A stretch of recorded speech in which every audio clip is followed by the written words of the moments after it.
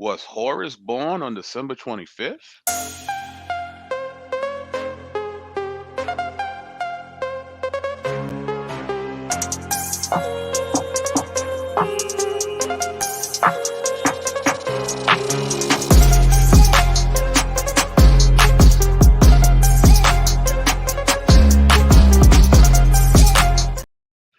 Yeah, what's going on, party people in the place to be? I go by the name of the BK Apologist, transmitting all the way live. New York is the city, Brooklyn is the borough. What's good? What's popping? Each and every one. Oh man, it's good to see you guys. We gotta say what's up to the party people in the chat. We got, of course, the king of all mods, the indelible, the incredible Nate2D2. We got New Testament theologist. We have Revelated 007. Man, if you guys could please share the link. You know what I mean? If you have not already, please like, share, and subscribe. Tell a friend there's him again. And also, if you want to show your support to BK, you can, uh, you know, thankfully and passionately give via my PayPal link. Or if you want to be a monthly subscriber to BK, you could become a patron where you would get an assortment of teaching aids and study aids for your personal Bible study.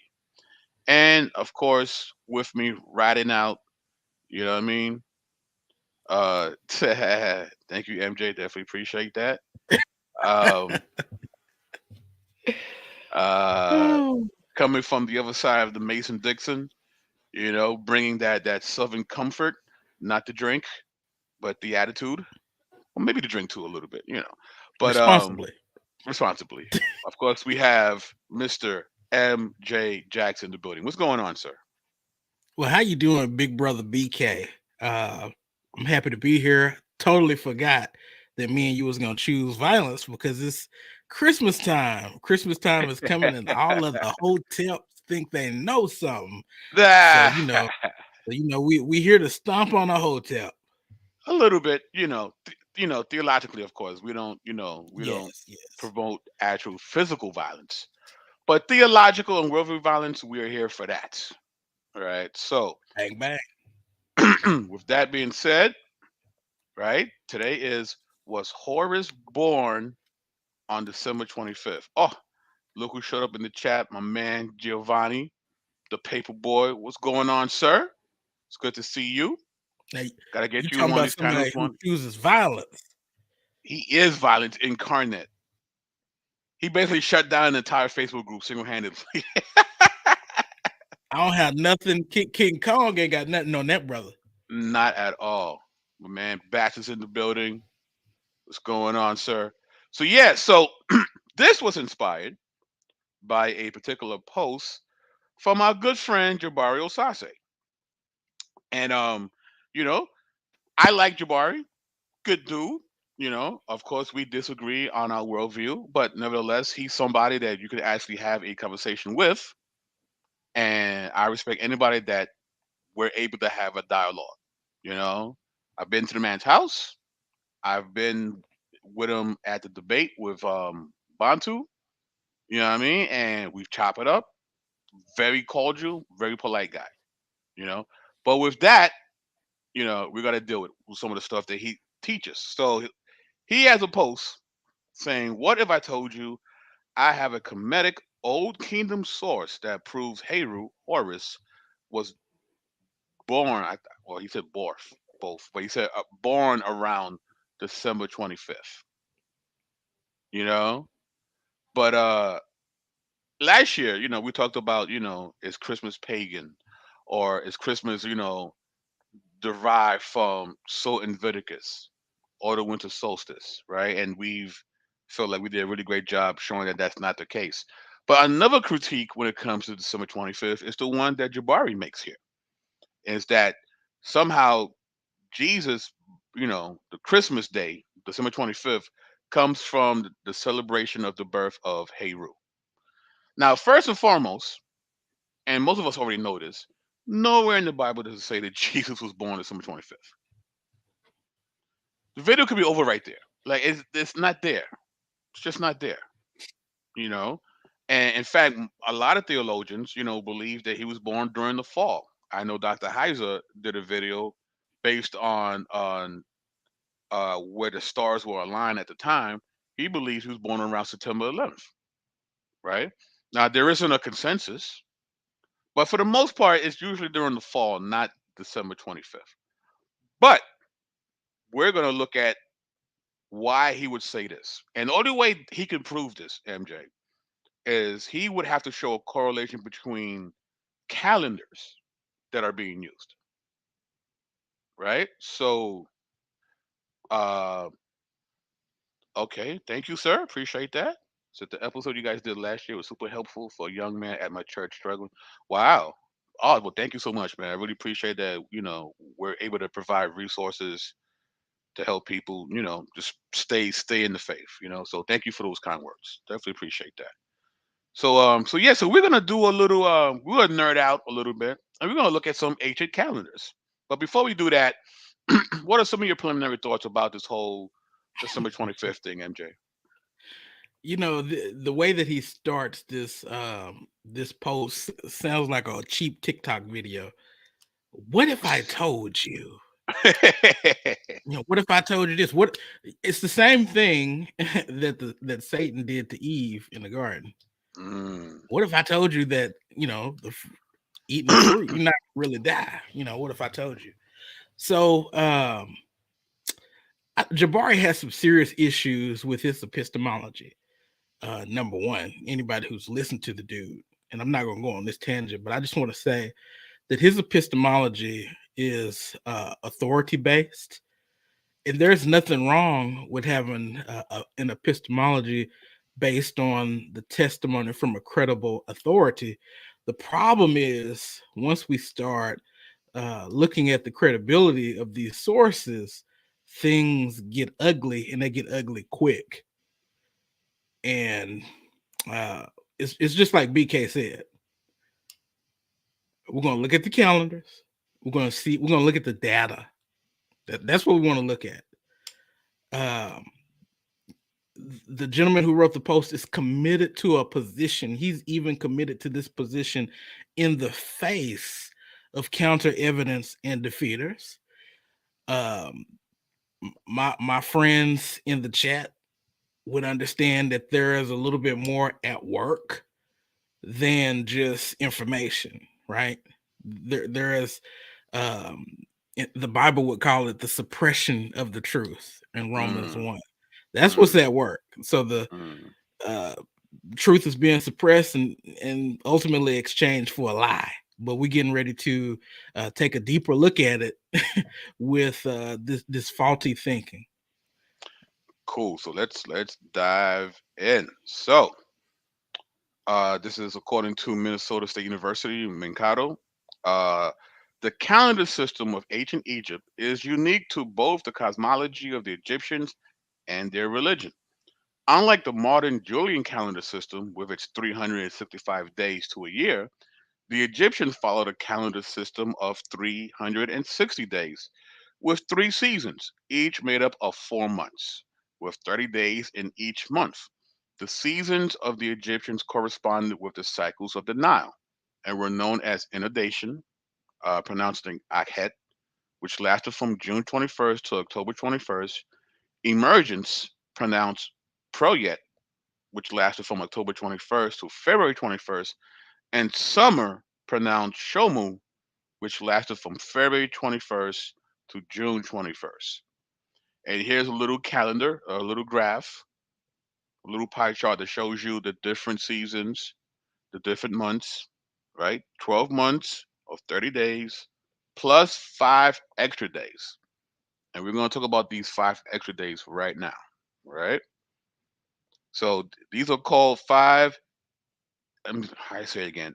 Epagomenal, no, epagomenal? Epagomenal. Epagomenal, thank you. Epagomenal days were called the birthdays of certain Heliopolitan gods. The names of these gods were birth of Osiris, birth of Horus, birth of Seth, birth of Isis, and birth of Nephthys. Collectively, these days were called the 5 days upon the year. The oh my gosh, why I always mess this up? Epagomenal. Epagomenal, right? Epagomenal days were also called the 5 days upon the year at Deir el Medina. The abbreviated form of this expression, 5 days, were occasionally used. This is from "Do not celebrate your feast without your neighbors," a study of references to feasts and festivals in non-literary documents from the Ramesside period del el Medina. So we're talking about these 5 days that actually exist outside of their calendar. Okay, so the name of the five uh, Epagomenal. epagomenal days indeed seem to be names of days rather than feasts. So that's big, right? So when you get to the day what's called the birth of Heru of Horus, that's just the name of the day. It is not a festival. Whereas when we celebrate Christmas, it is a festival. But they did not themselves consider this day a festival. So that's a real major difference here. Okay, when trying to make a correlation between these calendar dates, right? But it gets more interesting though. Uh, During the period from the last day of the ancient Egyptian civil year through the New Year festival, the world was in the transitional stage from one year to another. The regular cyclical time had halted and the world had entered the linear time. During this period, the people were threatened by plague caused by Sekhmet, the Eye of Re. It was also Sekhmet who could protect them against this threat. To assure the protection of this particular goddess, a ritual called pacifying Sekhmet was performed. Moreover, protective charms were drawn on linen to be worn around the neck of these perilous days. So not only are these days not festivals, the people were scared of Sekhmet coming to destroy them during this time period, right? Because according this is like something separate from their civil calendar. So from the ending of one year to the beginning of a new one, this in between this liminal space of time that have these 5 birthdays were filled with dread. Okay, the Sarah, can you say it again? Epagomenal. I don't know why I'm having an epicominal. Right. It's Wednesday. Yeah, days are covered in the P-laden papyri. This portion of a lengthy religious text, itself copied from another papyrus, includes spells for the important though dangerous journey through the bridge from one year to the next. All right, they considered this a dangerous time. This in between time, these 5 days were dangerous for them. It's a time when the menace man and the power segment is dominant. Indeed, all 5 of these days are considered nefarious by the compiler of these spells. MJ, when Christmas comes, do you consider that a nefarious time? Dude, I am so scared.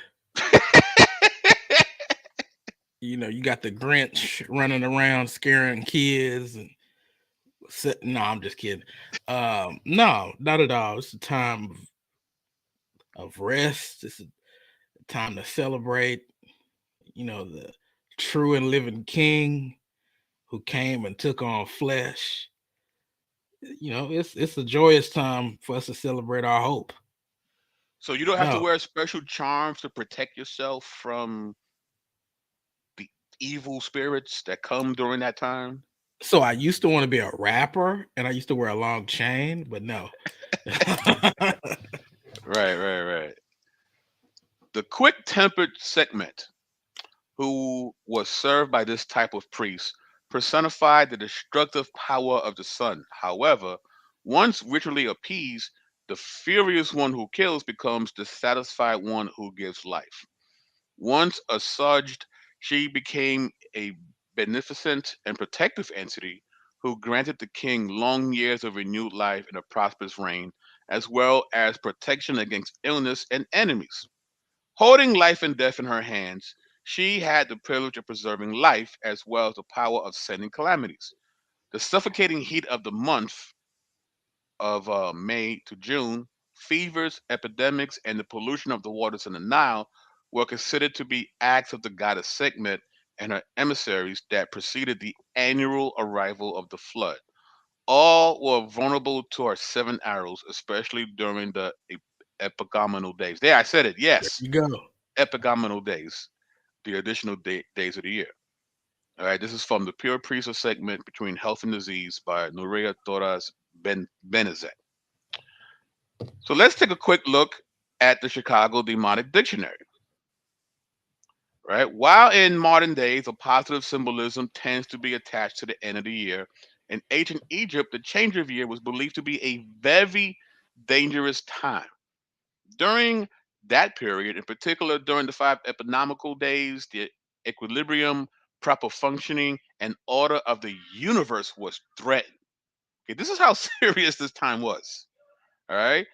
The proper functioning and the order of the universe was threatened. Ma'at was endangered, and the king was considered to be particularly vulnerable. Misfortune and disease could strike him at any time. Does this sound like the Christmas season at all? Does this sound like roasting chestnuts by open fire? Does this sound like anything like that? Christmas parties? No, no. Misfortune and disease could strike at any time, and through him, the people and entire land would be affected. The Leonticephalic, wow, goddess Sekhmet and her emissaries bringing plagues and pestilence were held responsible for such troubles. For that reason, ritual texts, usually called litanies, were to be recited in order to protect the living falcon, namely the king, from the so called seven arrows of the year, which was another way of referring to such evils. Amulets were also used by individuals for their own protection. At Edfu, this period immediately precedes the inundation, was called Inadet Rempet, annual pestilence. Indeed, at this time of the year, certain conditions, such as the presence of stagnant water pools, combined with hot and dry weather, made it ideal for the development of sites of disease. The arrival of the flood would wipe them out. And this is from the charms for protection during these days. So we actually have some of these charms, right? So let me go and show you. These are the charms that people would wear on their wrists to protect them during these 5 days. Right? Is another charm. They would wear this to protect themselves because remember the 5 days were nefarious. It threatened the functionality and the order of the universe. All right, here's another picture of another amulet of a charm that they would wear to protect themselves from Sekhmet coming in during these 5 days. Does this sound like, a happy time of the year? It's just not, right? So Mm, it's a day that is not even called a festival, it's just a day. And it's a nefarious day because during this time, the entire nation was gripped with fear, thinking that this was going to be the end every time this period will come. Doesn't sound like Christmas to me at all. sound like some Y2K type stuff, man. Yeah, yeah, facts. These are some very superstitious people. So outside of that, right? So now we talked about the superstitiousness of the time, but let's get back to the calendar, right? This is from Calendars in Iniquity by Sacha Stern, and she says the Egyptian 365-day calendar is known today as the civil calendar, a term first used by Censorinus in the 3rd century. It consisted very simply of a fixed 365-day year divided into 12 30-day months and ending with the five extra epagomenal days. This calendar was thus nearly solar, but not quite, because there was no equivalent to the leap year of our modern Gregorian calendar. The Egyptian calendar fell behind the solar year at a rate of about 1 day every 4 years. The civil calendar appears in virtually all dated documents and inscriptions in ancient Egypt, whether in cultic or in more general context. This clearly was the dominant calendar. So when you're talking ancient Egyptian recordation of time, we are talking about the civil calendar. But it's a calendar that did not make up for leap year. So it slid back 1 day every 4 years. Okay, keep that in mind. Um, this is from again calendars and iniquity. It says the theory of a Sophic calendar reckoned alongside the civil calendar introduces an unnecessary complication in ancient Egyptian calendrical practices. It responds to a modern scholarly need to make sense of a calendar that drifted in relation to the seasons and to balance it out in some way with an alternative, stable scheme. The reason why modern scholars have considered the drift of the silver calendar as problematic, it's largely that it runs counter to modern expectations of what a calendar should offer. But there is actually no evidence that the drift of the silver calendar was ever regarded as a problem in ancient Egypt. Although festivals were normally dated according to the silver calendar, and consequently festivals with specific seasonal connotations could at times be celebrated in entirely wrong season, this seems not to have affected their meaning or ritual validity. The drift of the calendar was a reality which Egyptian society appeared to have been completely adapted to and which did not demand any corrective alternative scheme. So they knew that their calendar would slide and go and come off. They just knew, and they were cool with it. They were absolutely cool with it. Now, why is this a big deal, right? Well, first let's hear from Janice Cameron, associate curator of the Department of Egyptian of Art at the Metropolitan Museum of Art. She holds a BA from Bryn Mawr College and a PhD from the University of Pennsylvania. And her research interests include Middle Kingdom tomb art and the archaeology of Thebes. She says, but at least the middle of the Old Kingdom, and quite possibly several centuries earlier, the Egyptians had developed a civil calendar composed, once again, 12 months of 30 days each, 360 days, divided into three seasons, right? Inundation, emergence, harvest. And you have these five epigom I said it good before, Epagomenal. epagomenal days outside the regular months. Added at the end of the year, official dates were expressed according to the system as a specific day within a specific month of a season. Okay, at least as early as the Middle Kingdom, the months had alternative names that seemed to echo some sort of lunar reckoning. Right? Since a true astronomical year has 365 plus a quarter days, the Egyptian civil calendar fell back a quarter day or so each year. This meant that the rising of Sophet, Sophis, and the seasons of this calendar did not correspond to the actual agricultural seasons for much of Egyptian history. Scholars have attempted to use this disconnect, especially between the actual Sophic rise and the New Year's Day in the silver calendar, which correspond only once every 1460 years, Mm. to calculate when the silver system was first established. But no agreement on this point has yet been reached. Why is this important? Well, let's look at the Horus birthday slide. So let's say Jabari finds, right, he finds a parchment or a stele, right? I'm using these years arbitrarily, but let's say he finds this quote that during 1980, during the reign of whatever pharaoh, Horus' birthday landed on December 25th, right?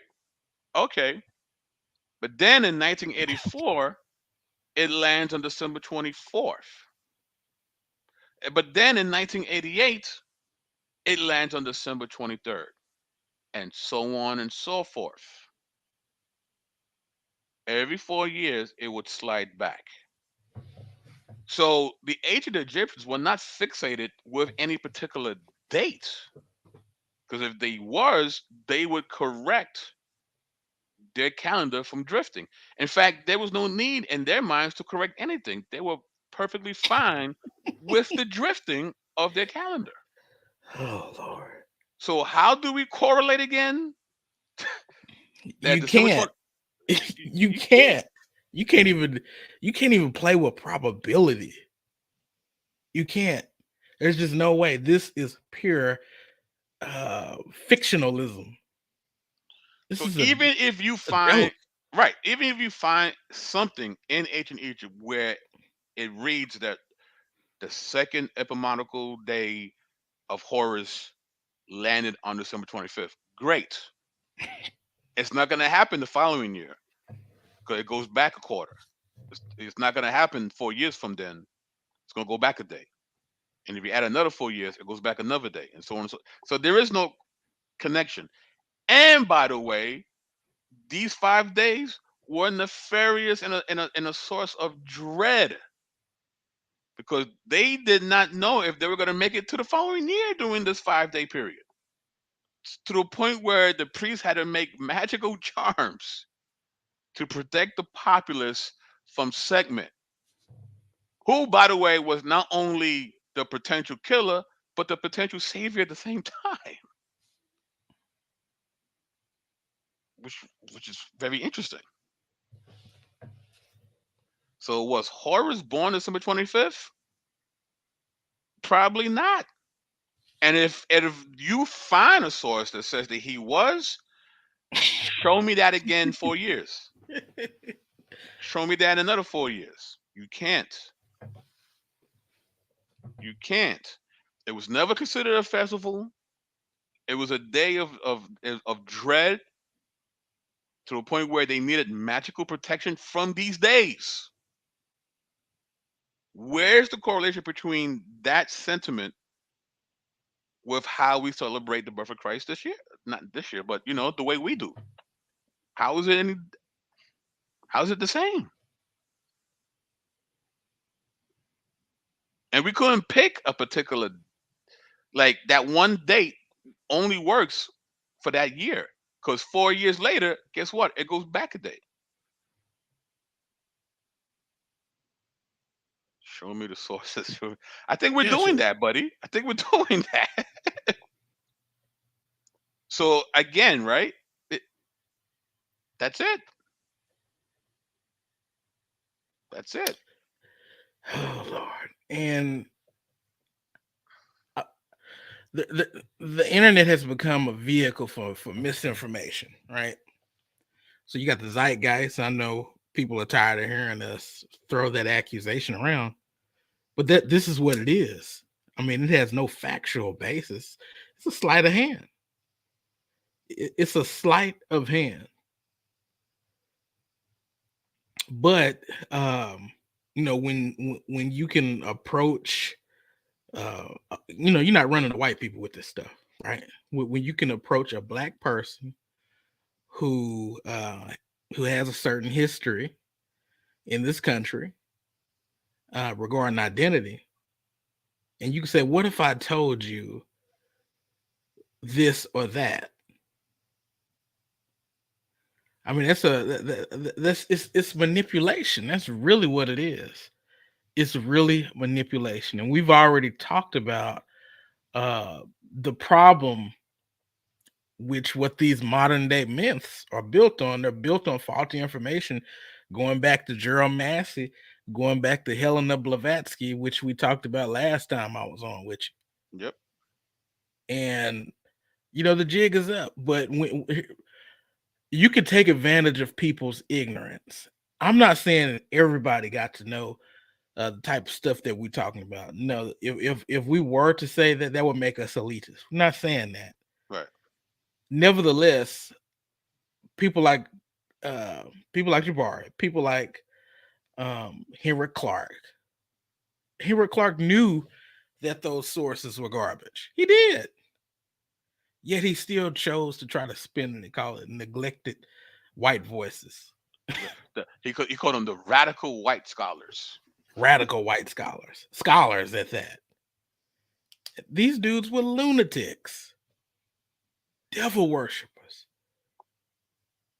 So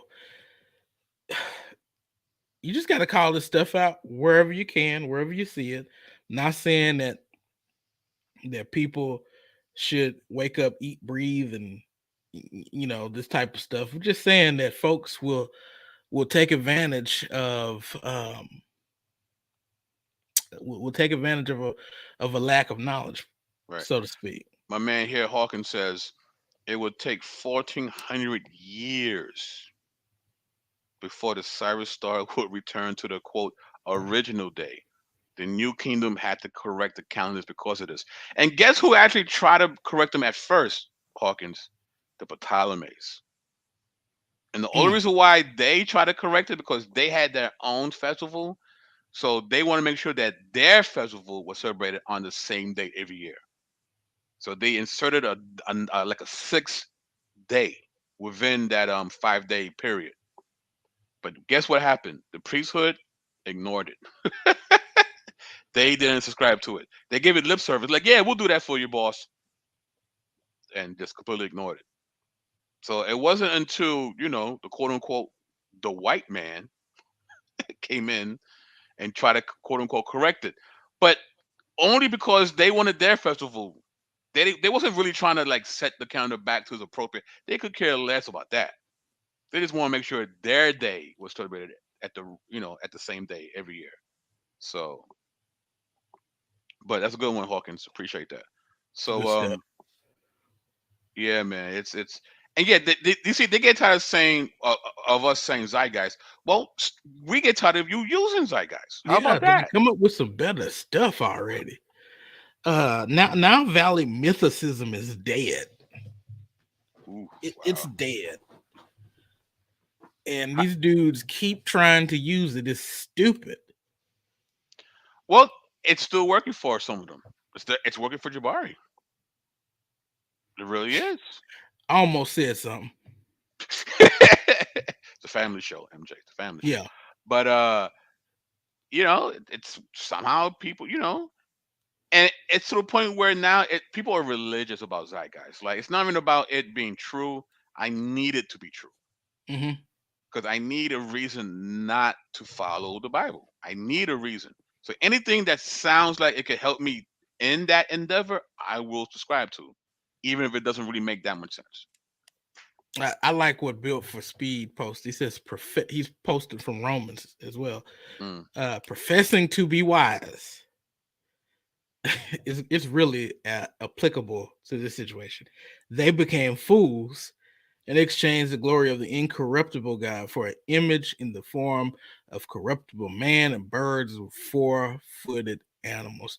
In other words, when you reject the God who has spoken, when you reject the God who has revealed himself in the person of Jesus Christ definitively, you just start doing dumb stuff and saying the measures that you have to resort to is just silly. And this is really disrespectful to the audience that he presents it to. It's not scholarship.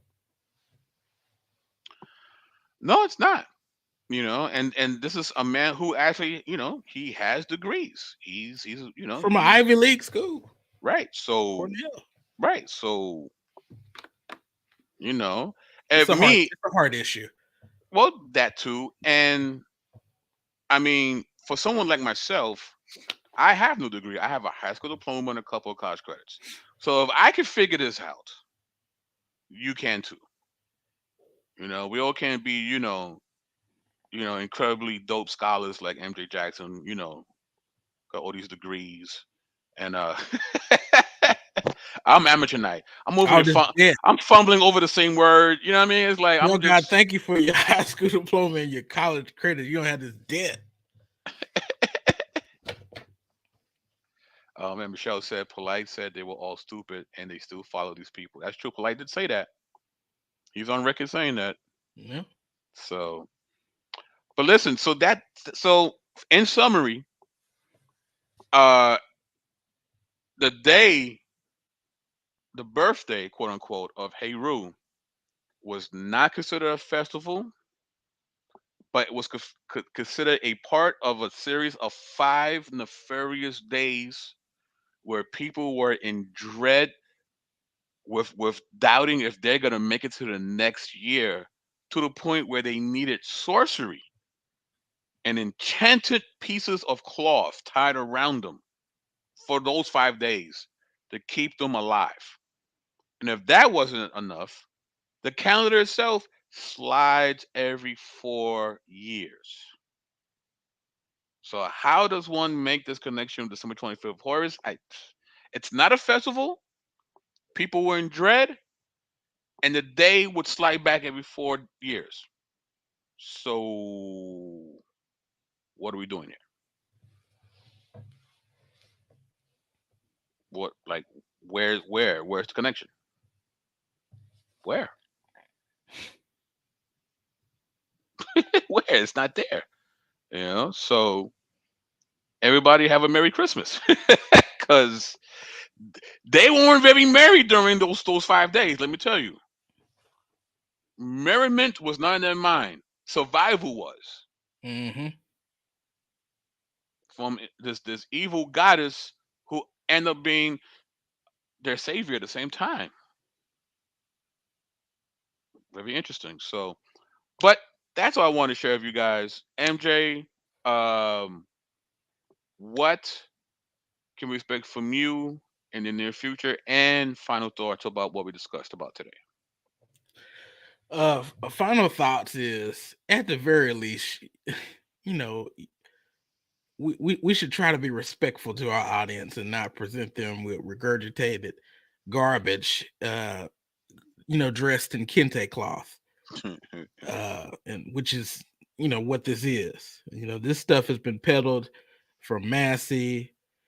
This stuff has been peddled from all kinds of theosophists, and I mean, this is nothing new. It's truly nothing new under the sun. But the internet can be a dangerous thing. People can get on and start posting foolishness if they sound real confident and they have a little bit of charisma. And that's something that we probably need to work on as a people. Mm, But that doesn't mean that you know what you're talking about. That surely doesn't mean that you're telling the truth. I know a lot of used car salesmen with wonderful charisma. God bless them. They need it. But no, I mean, once again, if you don't mind reading, if you don't mind, asking questions, taking your time just to follow the evidence, you know, the truth is out there. The truth is out there. On the other side of it, on the other side of the coin, is human beings. We're complex, and we have motives, we have desires, we have wants, and some people just want. Um, they just want it to be true that Jesus never came, because you don't want to have to deal with the fact that God has spoken. mm, You don't want to have to deal with the fact that there is objective morality and that there is accountability. You know, right. we've already dealt with is Christianity the white man's religion? It's not. What's your problem? Oh, we've already dealt with if Jesus was a knockoff of Horus. He's not. What's your problem? And these excuses keep coming. It's just an irrational circle, and these folks are running back to their very vomit. Mm, So, as far as what I got coming up, should be releasing a podcast soon. I'm gonna be getting with Chris Bryan Samuel. It's quite a bit of stuff coming out with the whole Kyrie Irving situation. mm, Um, I do talk about politics and Christian culture from time to time. That's a very volatile subject, but hey, we gotta talk about it. right, And right. yeah, so just be on the lookout. Cool. And for me,